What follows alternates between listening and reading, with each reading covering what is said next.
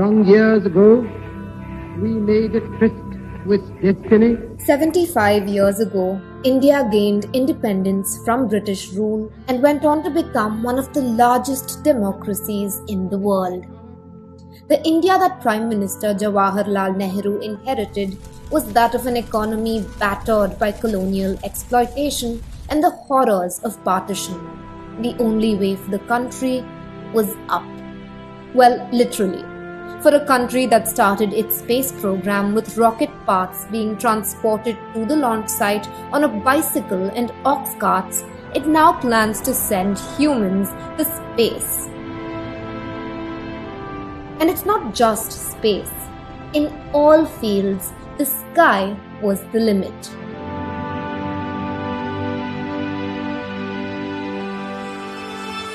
The 1950s was hard. India was a struggling agrarian economy and poverty was widespread. Something had to give. It came in the form of the Green Revolution in the 1960s. Thanks to the use of technology, production soared. Today, India is the largest producer of pulses and the second largest producer of rice and wheat. The 1970s brought with it a new revolution with a new color. The White Revolution, known as Operation Flood, transformed India from a milk-deficient country to the milk capital of the world, producing 22% of the world's milk.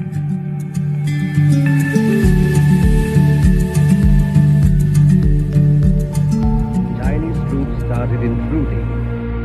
Defeat in the Indo-China War in 1962 punched the whole nation at the gut. After a stalemate in the 1965 Indo-Pakistan War, India's defense forces showed their true worth in the 1971 war, defeating the same enemy, leading to the creation of Bangladesh. The commander of Pakistani's Eastern Army, Lieutenant General Niazi, had to surrender to India's Lieutenant General Jagjit Singh Arora. At the turn of the century, when Pakistani troops infiltrated past the line of control, India hit back in the icy cold conditions in Kargil in what is known as Operation Vijay.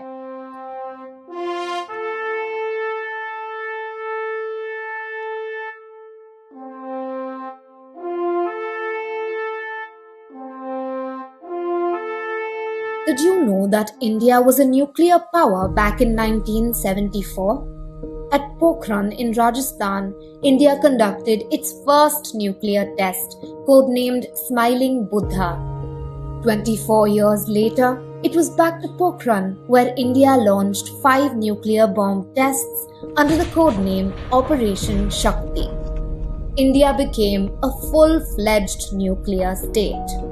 India conducted 3 underground nuclear tests in the Pokhran range.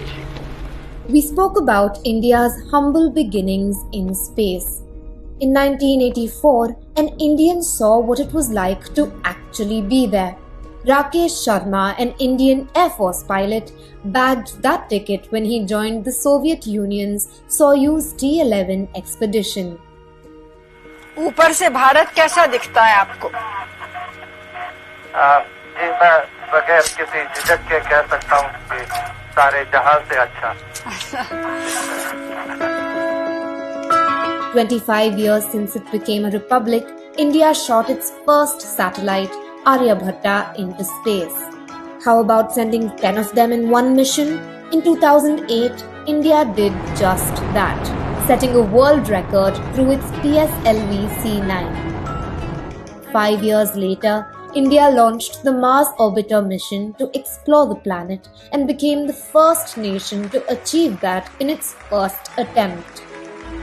Expect the country to swell with pride again with the upcoming launch of Gaganyaan, India's first human space mission.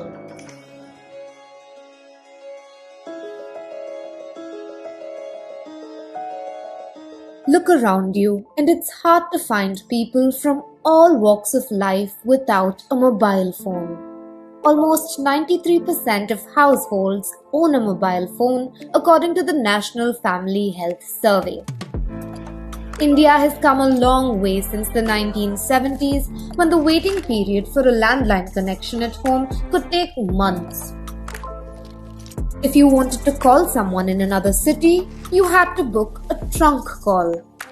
On Independence Day 1995, internet services were launched in India by Videsh Sanchar Nigam Limited.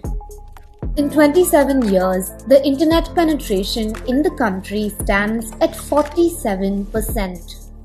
India also has some of the cheapest mobile data in the world, and the country is achieving a new milestone by rolling out 5G services.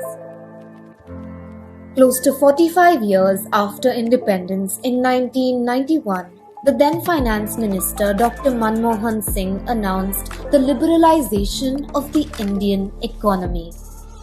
Now, you don't necessarily have to go abroad to buy your favorite shoes or the latest PlayStation. Before the economy opened up, it was a different story. The waiting period to buy a locally made car could take years. The Maruti 800 small car became a symbol of the aspiring middle class. In 1983, its first owner was handed the keys by the Prime Minister herself, Indira Gandhi. Rajiv Gandhi helped bring computers to India in the 1980s, and the digital revolution began. Now, India is one of the world's biggest IT hubs for innovation and outsourcing. India is expected to become the world's 5th largest economy, while a decade ago the country was not even in the top 10.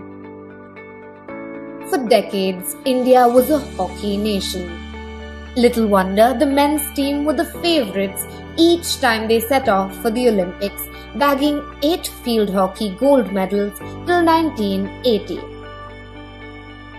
3 years later, the sporting landscape in India changed when Kapil Dev's team lifted the 1983 Cricket World Cup.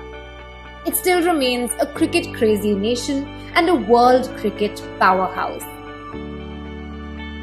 It took a long time coming, but in 2008, shooter Abhinav Bindra became the first Indian to win an individual gold medal in the Olympics. In 2020, Neeraj Chopra won India's first gold in athletics. Indian badminton has made huge strides, with the men's team clinching the Thomas Cup for the first time in 2022 and PV Sindhu becoming the first Indian to clinch gold at the World Championships. Did you know that in 1947, the average Indian was expected to live only till around 32 years? By 2022, it has increased to nearly 71 years. Since independence, India launched several programs to curb diseases like malaria, TB, AIDS, and polio. In 2014, India was declared polio-free by the World Health Organization. Now, India has administered more than 2 billion COVID vaccination doses, becoming the second country to hit the milestone after China. In the last 75 years, India has had several curveballs thrown its way. The 1984 Bhopal gas tragedy at the Union Carbide plant remains one of the world's worst industrial disasters, and the effects still haven't worn off. The devastating earthquakes at Latur in 1993 and Gujarat in 2001 shook the whole country.